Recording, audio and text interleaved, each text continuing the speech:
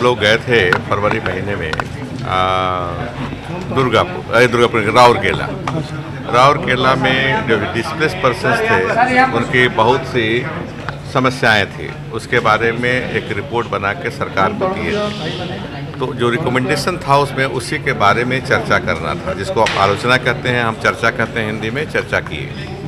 उसमें कुछ मुद्दे थे कि उनको कंपनसेशन नहीं मिला है, बहुत लोगों को ट्रेजरी में जमा हुआ, उसको क्या करना होगा। तो उन्होंने बोला कि समूचा जांच करा करके इंटरेस्ट के साथ पेमेंट कराएंगे, ये हुआ।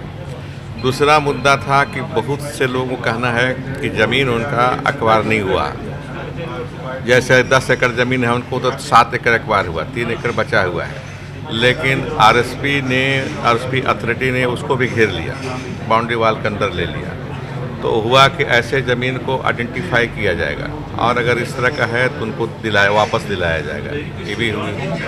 फिर तीसरा मुद्दा ये था कि उनको बहुत दूर ज़मीन दी गई, ज़मीन के बदले ज़मीन दी गई, बहुत दूर दी गई, देवगढ़ ज़िला में जो 150 किलोमीटर है, और वहाँ है भी नहीं ज़मीन। वहाँ के तहसीलदार बोलते हैं कि यहाँ ज़मीन नहीं है। तो उस पर ये हुआ कि उसको फ्रेश जांच करके सुंदरगढ़ में हो या देवगढ़ में हो, जहाँ कहीं हो, उसको ज़मीन फिर देने की बात सरकार करेगी, सरकार देगी। इस पर हुआ। फिर ये था कि बहुत से लोग जो राउरकेला के बगल में जंगल था, तो जो प्लांट बना, प्लांट के बाद विस्थापित हुए, चले गए जंगल में बस गए, तो उनको ज़मीन मिलना चाहिए। फॉरेस्ट राइट एक्ट बना हुआ है, उसके तहत उनको ज़मीन मिलनी चाहिए। तो उस पर भी जो कलेक्टर थे पुनिया साहब हैं, उन्होंने कहा कि हम करेंगे, आइडेंटिफाई शुरू कर रहे हैं, अब उसको हम करेंगे। आइडेंटिफाई करके जो फॉरेस्ट लैंड में बसे हुए हैं उनको ज़मीन देंगे।